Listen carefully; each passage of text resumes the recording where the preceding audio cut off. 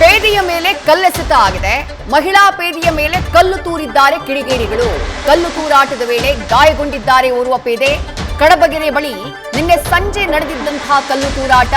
ಪೇದೆಯ ಮೇಲೆ ಕಲ್ಲು ಬೀಳ್ತಾ ಇದ್ದ ಹಾಗೆ ಲಾಠಿ ಚಾರ್ಜ್ ಅನ್ನ ಮಾಡಲಾಗಿತ್ತು. ಬಂದೋಬಸ್ತ್ಗೆ ನಿಯೋಜನೆಗೊಂಡಿದ್ದಂತಹ ಮಹಿಳಾ ಪೇದೆ, ಆಕೆಯ ಕಿವಿಗೆ ಗಾಯಗಳಾಗಿದ್ದಾವೆ. ಸದ್ಯ ಅವರನ್ನ ಆಸ್ಪತ್ರೆಗೆ ದಾಖಲು ಮಾಡಲಾಗಿದೆ. ನಿನ್ನೆ ಪ್ರತಿಭಟನಾಕಾರರನ್ನ ತಡೆಯೋದಕ್ಕೆ ಮುಂದಾದಂತಹ ಟೈಮ್ನಲ್ಲಿ ಲಾಠಿ ಚಾರ್ಜ್ ಏನಾಯಿತು. ಆ ಸಂದರ್ಭದಲ್ಲಿ ಪೊಲೀಸರ ಮೇಲೆ ಕಲ್ಲು ತೂರಾಟ ಆಗಿರುವಂತಹ ಆರೋಪ ಕೂಡ ಕೇಳಿಬಂದಿದೆ. ಆ ಸಂದರ್ಭದಲ್ಲಿ ಮಹಿಳಾ ಪೇದೆಗೆ ಆ ಕಲ್ಲು ತೂರಾಟದಿಂದ ಗಾಯಗಳಾಗಿದ್ದು ಆಕೆಯನ್ನ ಆಸ್ಪತ್ರೆಗೆ ದಾಖಲು ಮಾಡಲಾಗಿದೆ. ಡೀಟೇಲ್ಸ್ ನಮ್ಮ ಪ್ರತಿನಿಧಿ ಮಹಾರುದ್ರ ನೀಡ್ತಾ ಹೋಗ್ತಾರೆ. ಮಹಾರುದ್ರ, ನಿನ್ನೆಯ ಹೋರಾಟ ಉಗ್ರ ಸ್ವರೂಪವನ್ನ ಪಡ್ಕೊಂಡಿತ್ತು.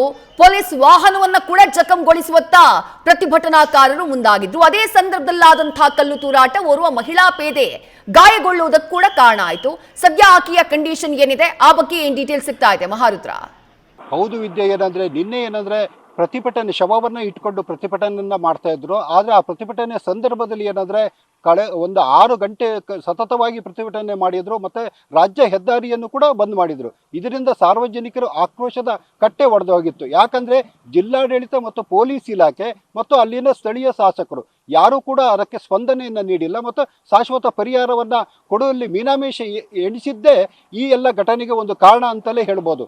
ಯಾಕಂದ್ರೆ ಅವರು ಪ್ರತಿ ಬಾರಿನೂ ಕೂಡ ಆನೆ ದಾಳಿ ಆದಾಗ ಸಂದರ್ಭದಲ್ಲಿ ಬಂದು ಭರವಸೆಯನ್ನು ಕೊಡ್ತಾರೆ, ಆದರೆ ನಮಗೆ ಒಂದು ಶಾಶ್ವತ ಪರಿಹಾರ ನೀಡಲ್ಲ ಅನ್ನೋ ಒಂದು ಆಕ್ರೋಶದ ಕಟ್ಟೆ ಒಡೆದೋಗಿತ್ತು. ಶವವನ್ನ ಯಾವುದೇ ಕಾರಣಕ್ಕೂ ಕೂಡ ಅಲ್ಲಿಂದ ಬಿಡುಗಡೆ ಮಾಡಲಿಕ್ಕೆ ಅವಕಾಶವನ್ನ ಕೊಟ್ಟಿಲ್ಲ. ಆ ಸಂದರ್ಭದಲ್ಲಿ ಪೊಲೀಸರು ಮತ್ತು ಪ್ರತಿಭಟನಾಕಾರರ ನಡುವೆ ಮಾತಿನ ಚಕಮಕಿ ಆಯಿತು. ಆನಂತರ ಶವವನ್ನ ಆಂಬುಲೆನ್ಸ್ ಮೂಲಕ ತಗು ಹೋಗ್ಲಿಕ್ಕೆ ಪ್ರಯತ್ನವನ್ನ ಪಟ್ಟಂತ ಸಂದರ್ಭದಲ್ಲಿ ಪ್ರತಿಭಟನಾಕಾರರು ಪೊಲೀಸ್ ಜೀಪನ್ನ ಒಂದು ಪಲ್ಟಿ ಮಾಡ್ಲಿಕ್ಕೂ ಕೂಡ ಒಂದು ಪ್ರಯತ್ನ ಪಟ್ಟಿದ್ರು. ಆ ಸಂದರ್ಭದಲ್ಲಿ ಅನಿವಾರ್ಯವಾಗಿ ಪೊಲೀಸರು ಲಾಠಿ ಚಾರ್ಜ್ ಅನ್ನ ಮಾಡಿದ್ರು. ಆ ಸಂದರ್ಭದಲ್ಲಿ ಈಗ ಮಹಾರುದ್ರ, ಇವತ್ತೇನು ಬಂದ್ಗೆ ಕರೆಯನ್ನ ಕೊಡಲಾಗಿದೆ, ಈ ಬಂದ್ಗೆ ಯಾವ್ಯಾವ ಸಂಘಟನೆಗಳು ಬೆಂಬಲವನ್ನ ಕೊಟ್ಟಿದ್ದಾವೆ, ಜೊತೆಗೆ ಇವತ್ತು ಪ್ರತಿಭಟನಾ ಸಭೆ ಕೂಡ ಇದೆ ಅನ್ನುವಂತ ಮಾಹಿತಿ ಇದೆ. ಆ ಬಗ್ಗೆ ಡೀಟೇಲ್ಸ್ ನ ಕೊಡುವುದಾದ್ರೆ ಮಹಾರುದ್ರ?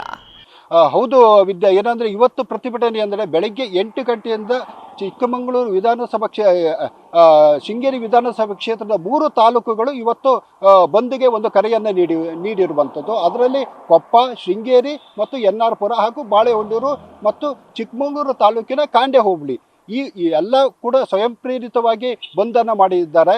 ಅಂಗಡಿ ಮುಂಗಟ್ಟುಗಳನ್ನು ಬಂದ್ ಮಾಡಿದ್ದಾರೆ. ಇದಕ್ಕೆ ನಾಗರಿಕ ಹಿತರಕ್ಷಣಾ ವೇದಿಕೆ ಮತ್ತು ರೈತ ಒಕ್ಕೂಟ ಮತ್ತು ಬಿಜೆಪಿ ಈ 3 ಸಂಘಟನೆಗಳು ಒಂದು ಬಂದ್ಗೆ ಒಂದು ಕರೆಯನ್ನು ನೀಡಿದ್ರು. ಎಲ್ಲ ಸಾರ್ವಜನಿಕರು ಕೂಡ ಸ್ವಯಂ ಪ್ರೇರಿತವಾಗಿ ಆಟೋ ಚಾಲಕರು ಮತ್ತು ಅಂಗಡಿ ಮಾಲೀಕರು ಕೂಡ ಸ್ವಯಂ ಪ್ರೇರಿತವಾಗಿ ಬಂದನ್ನು ಮಾಡಿ ಒಂದು ಉತ್ತಮ ಪ್ರತಿಕ್ರಿಯೆ ವ್ಯಕ್ತವಾಗಿದೆ.